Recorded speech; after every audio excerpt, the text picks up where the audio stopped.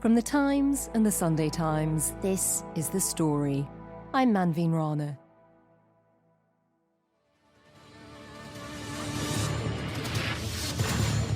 We're live from Georgia, a key battleground state in the race for the White House. This is the CNN presidential debate. Back in June 2024, two American presidents and presidential candidates came face to face on CNN in what proved to be their only televised debate of the election. Please welcome the 46th President of the United States, Joe Biden. And please welcome the 45th President of the United States, Donald Trump. From the start, it was clear that Joe Biden was in trouble. While Donald Trump strode onto the stage, Biden appeared frail and hesitant. And then the actual debate began, and Biden seemed to lose his way in rambling answers. We have 1,000 trillionaires in America. Billionaires in America. And what's happening? They're in a situation where they, in fact, pay 8.2% in taxes. If they just paid 24% or 25%, either one of those numbers, they've raised $500 billion, I should say, in a 10-year period. We'd be able to wipe out his debt. For almost everyone watching, it was the moment that it became clear that Joe Biden wasn't up to the job, and he couldn't beat Donald Trump in an election. Every single solitary person eligible for what I've been able to do with the COVID, with dealing with everything we have to do with, look, if we finally beat Medicare. We all know what happened next. The genteel tussle to persuade Biden to step aside became more and more frantic and more public until finally, in July, Biden accepted the inevitable, leaving the race and anointing a successor. But by then, the damage was done. I saw a tired president, and I think he needed a Snicker and a Mountain Dew. He just looked so frail, and his voice was hoarse, and it was just, I was like, come on, give me something. Despite CNN's attempt to make the debate about policy, as soon as Biden came on stage, that entire debate became about his age and his mental capacity. Who knew about Joe Biden's deteriorating health? How and why was it covered up? And will the Democrats ever be forgiven for it?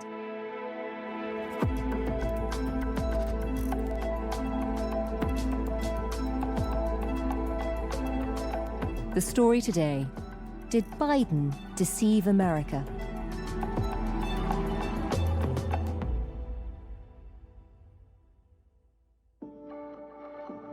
As our great oracle of all things on that side of the Atlantic, would you mind just starting by reintroducing yourself to our listeners? I'm David Charter, and I'm an assistant editor of The Times based in Washington, D.C. I arrived during the first Trump presidency, and so I covered the 2020 election and the 2024 elections, as well as the midterms in between. So I've seen the shifting, I think, appreciation of Biden's presidency from this reversion to normality that many of his supporters thought it was in 2020 to a kind of punctuation mark in the middle of the Trump era, which is how it seems now. And David, the reason we're all looking back at Biden and his performance in the last year or two of his presidency is because of this book that has caused quite the stir in Washington, D.C. You met the authors. Just tell us a bit about them. Jake Tapper is a very well-known CNN anchor. He's quite prominent, so much so that he was one of the moderators of the famous debate last year. And Alex Thompson is a younger reporter for Axios, which is a online, mainly political news website. And David, take us back to that night of the debate, the moment when I think a lot of people around the world watching were suddenly asking about President Biden's decline. We gathered in the Times office in Washington, D.C., the whole team to watch the debate. We had an editor down from New York. It was because it was the only debate scheduled between President Biden and the challenger, Donald Trump, the former president. And really from the start, it seemed that something was wrong with Biden. He looked pretty grey. He didn't look great, and he sounded extremely hoarse. The debate started, but as it went on, it wasn't long before it seemed that Biden was just struggling a little bit, and they got into an answer about the national debt and tax. And that's when basically we stopped taking notes and were just staring open-mouthed at the screen as he totally lost his thread. Yeah, with the COVID, with dealing with everything we have to do with, And it seemed that time stood still. It was probably just milliseconds. We were wondering where this sentence was going. And he suddenly looked up and said, "We finally beat Medicare." "We finally beat Medicare." And it made no sense at all. It was a total non sequitur. The moderator seemed stunned. Jake Tapper said, "Thank you, President Biden," and threw it over to Trump, who was also, I think, a little bewildered and didn't really make that much of it. But honestly, that was the moment where we were looking at each other open-mouthed and saying, what's wrong with Biden? Something's wrong. It just doesn't seem right at all. As you say, Jake Tapper, one of the authors, was there. He was actually moderating the debate. What does he say about it? How does he remember the night? There's an interesting insight in the book with Jake Tapper writing that just moments after he had thrown the debate back to Trump, his co-moderator, called Dana Bash, she passed a scribbled note to him and it said he just lost the election. And I do think that was a fairly common reaction among observers, especially in the political world. And the book takes us into the Trump watch room, where Chris Lasavita, who's a co-manager of the Trump campaign, says to his colleague Susie Wiles, who of course now is the chief of staff for Trump, and he just turns to her and says, he's not going to last. And that's a really experienced political operator basically saying he knew in that moment that the Democrats were going to have to withdraw Biden and start over. And that, of course, would be a massive challenge to the Trump campaign. And what was happening in Democrat circles watching this debate? Well, the book then takes you around the country, actually, to quite high-level Democratic watch parties over in Los Angeles, where there's a gathering of A-list supporters. The director, Rob Reiner, just stands up in the middle of the room. He was sitting next to Jane Fonda, I believe, at the time, and just shouts, "We are effed." And actually in Washington, D.C., a number of members of Congress gathered together to watch. And Pete Aguilar, who's the chair of the Democratic caucus in the House, is told by a Democrat in a vulnerable seat, "I've just lost my job." In a way, I suppose a lot of people were left wondering, how on earth did he manage to get this far? How is he part of a presidential debate when he's clearly not up to it? So in February 2024, they publish his latest health assessment, which does refer to his rather shuffling gait, which has been mentioned in previous health reports that his style of walking has become rather stiff. But what's not mentioned and is revealed in the book is that his main doctor raises the possibility that should he be re-elected, sometime during his second term, he may need a wheelchair because such is the deterioration in his spine due to the arthritis. The way the doctor put it was, he's only one fall away. There was a moment during one speech where he fell over something that was on the stage that he didn't see, and he tripped over it and went flying. At another point, he was cycling with his family and he wheeled his bike up to reporters and promptly fell straight off it because his feet were strapped into the pedals. And so he's been becoming more accident prone. He's had a number of falls, and the doctor warns he's really one fall away from a wheelchair. And this, of course, is never mentioned publicly.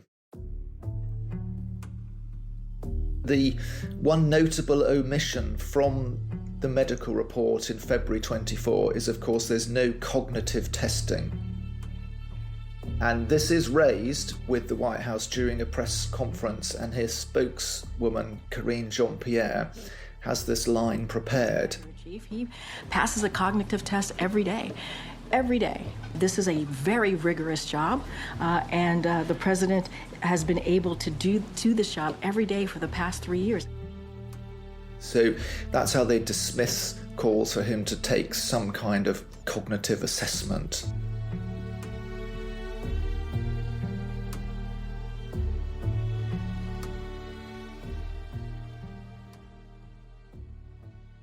And in the meantime, are other people within the administration noticing this? How are they managing to hide it from all the people who work most closely with him? He appeared in Congress to give the State of the Union, which is a scripted speech. My inherited economy is on the brink. Now our economy is literally the envy of the world.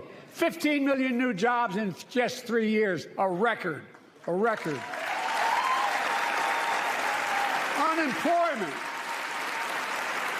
at 50-year lows. He gave a barnstorming performance and it went really well for him. In fact, it was probably his best single performance and speech of the whole year.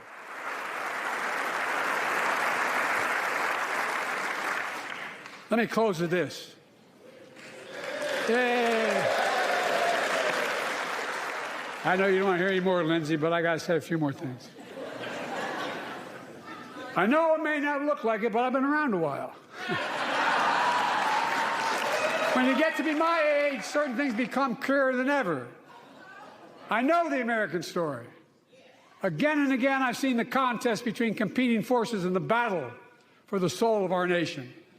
Between those who want to pull America back to the past and those who want to move America into the future.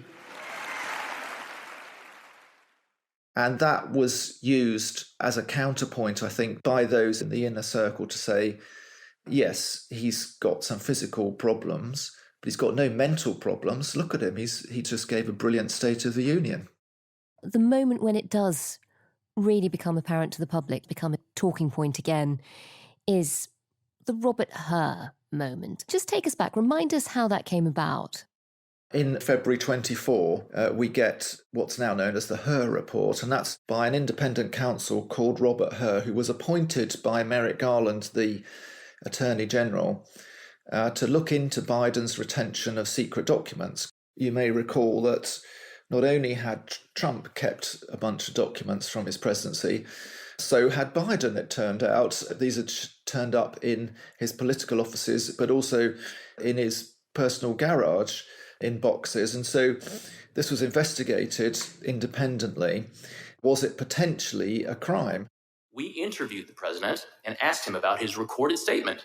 Quote, "I just found all the classified stuff downstairs," end quote.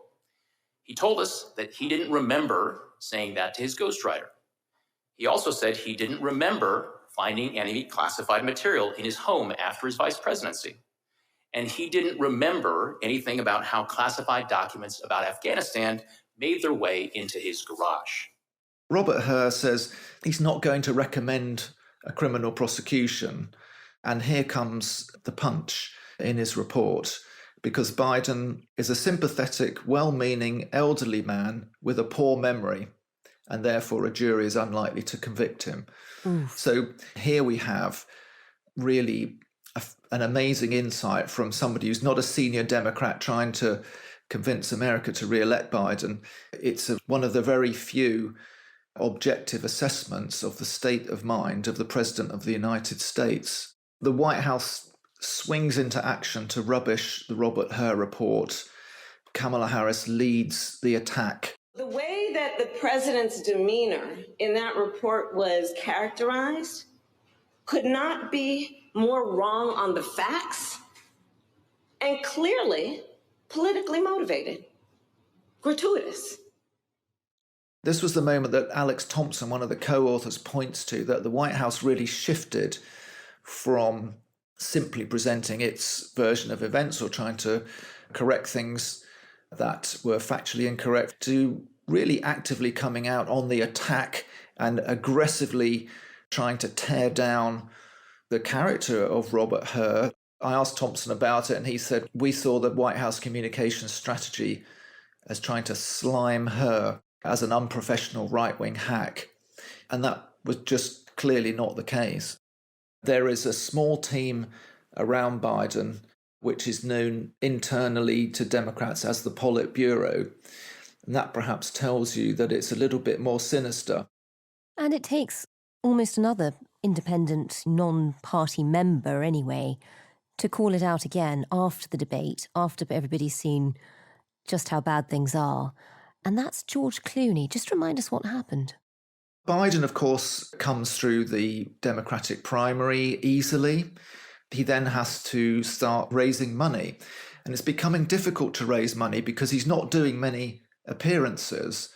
And when he does, he's turning up at fundraising events with a bunch of handheld scripted cards and giving a short speech that he's reading and not interacting very much. And the biggest fundraising event of the whole campaign comes in Los Angeles with all these A-list Hollywood stars, including George Clooney and Julia Roberts. And they meet backstage and Biden is introduced to Clooney, who he's interacted with for years. It's pretty clear to George Clooney that Biden hasn't got a clue who he is when they come face to face.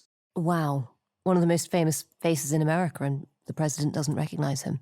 Yes, and an aide to Biden has to say, it's George Clooney, and Biden's like, of course, George. And he still doesn't quite seem to get it. Now, those who are close to him at this massive fundraiser, they're wondering, what are we doing? And is this man up to it?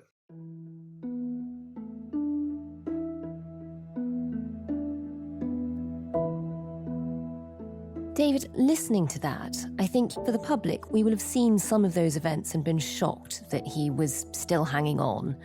But it does just raise so many questions about the people who were around him, the Politburo, as you call them, the people who were propping him up when they should have been, for the sake of democracy, letting people know what was happening.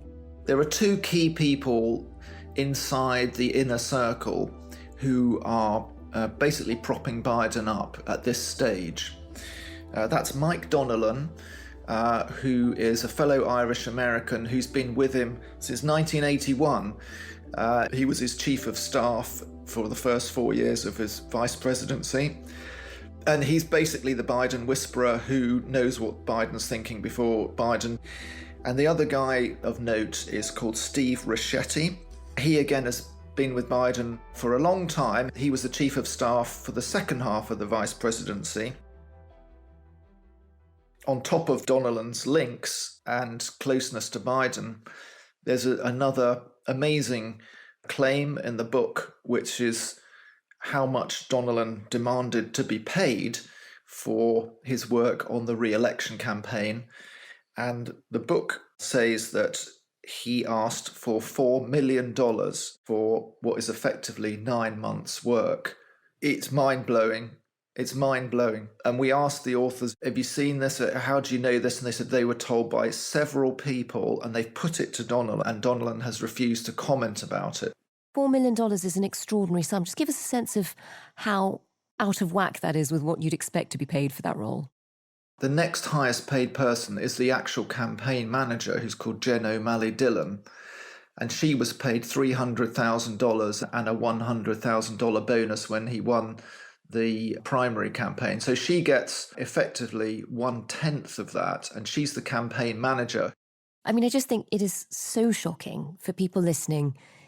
This wasn't just a case of misplaced loyalty. This isn't just people who think he's doing a great job and want him to be able to carry on. That may all be part of it, but there are direct financial benefits for these people if he stays in power.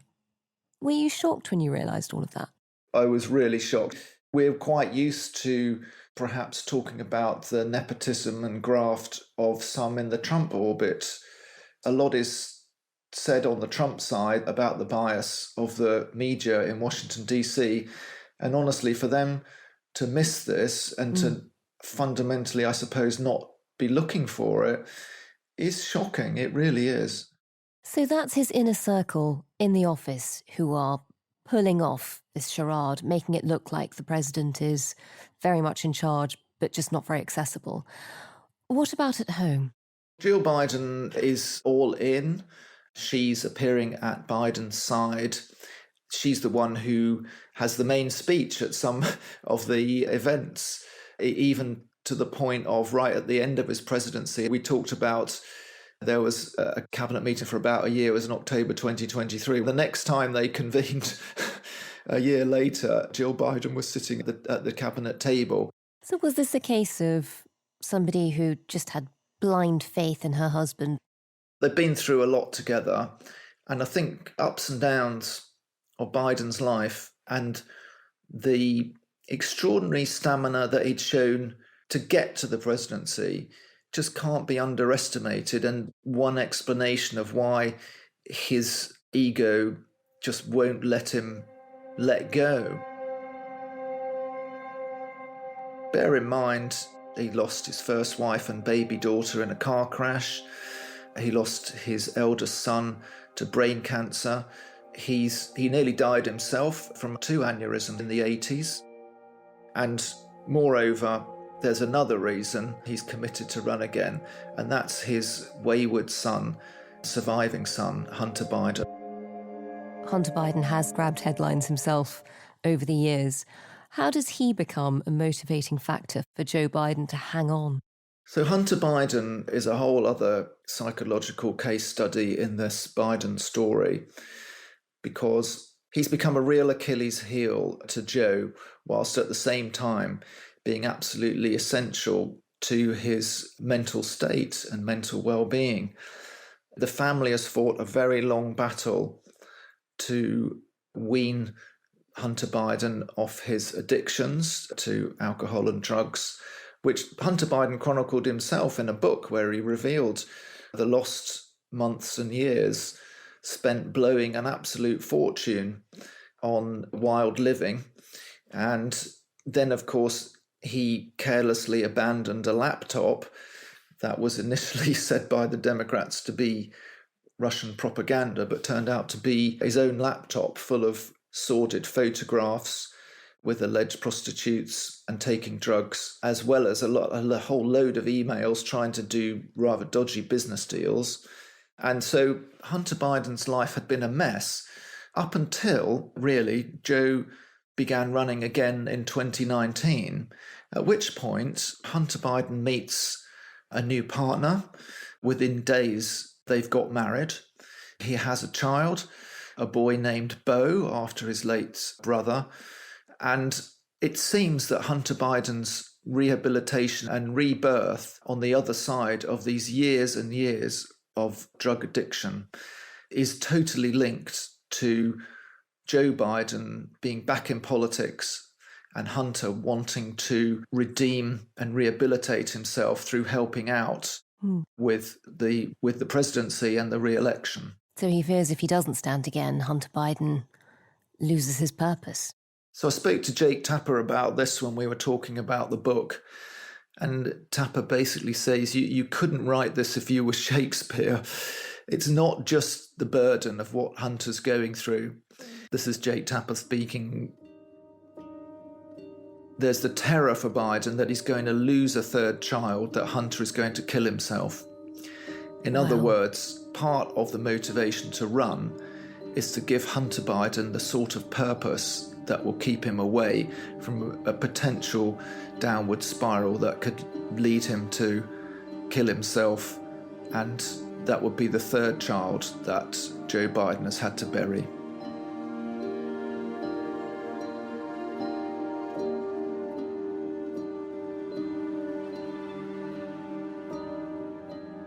It is very Shakespearean. In the middle of it all, you've got Joe Biden, the man who spent decades and decades getting himself to the White House, who's finally there and doesn't really want to let go. How does that finally change? How does he finally end up giving up running? So Biden, after the debate, decides to dig in. The Politburo comes out. It says that he had a bad night, but what about all of Trump's lies? And Biden issues a letter on July the 8th, emphasizing that he just crushed the Democratic primary and he's the only show in town. And that was the final straw for George Clooney. He can see that Biden is going to need an enormous shove to get out of the way. And George Clooney writes an article for the New York Times published on July the 10th last year, concluding we're not going to win with this president. And that is a massive blow to the White House. Despite that, the people around him are still telling him, despite the catastrophic debate, despite that George Clooney article, they still think he can win. And there are even more embarrassing incidents that still play out while he's still hanging on in the race. This comes on the eve of a big NATO meeting in Washington, D.C. It does go well, but of course in the main press conference afterwards, Biden introduces President Zelensky of Ukraine as President Putin. And now I want to hand it over to the president of Ukraine, who has as much courage as he has determination. Ladies and gentlemen, President Putin. And then in his press conference with the media afterwards, he refers to Kamala Harris as Trump. Look, I wouldn't have picked Vice President Trump to be vice president, but I think she's not qualified to be president. So let's start there. And he's just seems to be indicative of a man whose brain is under great strain, but B, is just not functioning properly when it needs to. So Biden is trying to tough it out. He's saying he's made up his mind and he's definitely going to run. Nancy Pelosi is really the eminence grise of the Democratic Party. She's been a very successful, in fact, the first ever female Speaker of the House, and is held in high regard by all Democrats. And so Pelosi goes on a morning TV program and says that we need to give Biden space to make up his mind. Does he have your support to be the head of the Democratic ticket? As long as the president it's up to the president to decide if he is going to run. We're all encouraging him to make that decision because time is running short. And that's, of course, her. Anyone watching in the Democrat world, indeed the political world in America, knew instantly that she was pretty much sticking the knife in and saying he's got to make up his mind to go, because he's been very clear up until then he's made up his mind to stay. So Chuck Schumer, who's the most senior elected Democrat, goes to see him privately on July the 13th and tells him face to face, I think you should step down. And his reasoning is he's spoken directly to the pollsters. Bearing in mind at this stage, the Politburo still hasn't let Biden meet with the pollsters. He hasn't spoken to them directly throughout all of this. And the book has very good insight of the conversation with Schumer saying, Mr. President, your chances of winning are only 5%. I've talked to your pollsters. And Biden seems a little taken aback. Schumer says, and now he's speaking about Mike Donnellan and Steve Ricchetti, the main Politburo members. They're not telling you. I'm urging you not to run. Wow. Biden asks him at this point, do you think Kamala can win? Schumer replies, I don't know. I just know that you can't. That's damning. On the evening of Trump's big speech to the Republican convention on the Thursday, Biden's meeting privately for the first time for many months with his pollsters, and the pollsters deliver him the devastating news that's been kept from him. You've got no chance, according to our polling. Biden was looking at a wipeout that would take down Democrats for years. It's pretty clear now that there's no way Biden can pull this off, but the Politburo is furious with the pollsters, and the book even has Ricchetti phones up one of the pollsters and shouts at them, you're supposed to tell us how to win, not that we can't. The convention is a month away, it's in Chicago. If Biden tries and forces his way through, they know there's going to be very public splits because loads of members of Congress have now come out calling for him to step aside. Biden tells them we need a unified party and he's going to sleep on his decision.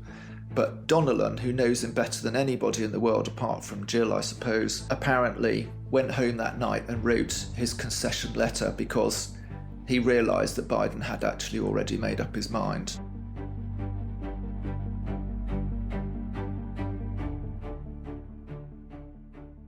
I mean, it is astounding to think it took so long. It was so late in the campaign before he did it. And even then, even at the last moment, the Politburo around him was still arguing against the pollsters, against the numbers, against the data.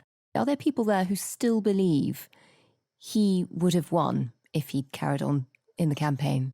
It really is a Politburo belief that Biden should have been allowed to complete his comeback from the debate to take on Trump, and they think he would have won. They were perpetuating a myth among Biden's close circle that here was a guy who kept getting knocked down throughout his life. He'd been suffering setbacks, and every single time he'd found a way to bounce back. And this is a long-standing Biden family myth, if you like, or narrative, that he's the guy who gets up, gets on with it, and basically shows everybody else they were wrong. And David, as a journalist who covered the Biden presidency and that election campaign, I mean, in DC now, is there a lot of soul-searching amongst the journalists about how all of this didn't come out earlier, didn't come out before the election? I think there is. This is something obviously I put to the two authors, and especially Jake Tapper, because he had a front row seat. He was there moderating the debate as well. He's interviewed Biden before, but he said that CNN, who he works for, pretty friendly network towards a Democratic presidency, I suppose you could say. They weren't getting any interviews granted. He did one or two, I think, at the start of the presidency, and then it just dried up. He simply stopped doing public things. They kept saying for months that Biden was going to do a big end of presidency press conference. And this was promised week in, week out for months. It never appeared. He never did one. And we know why. They were terrified that he would go out there and just present himself like he did in the debate. It's pretty outrageous when you think about it. They knew and they kept quiet.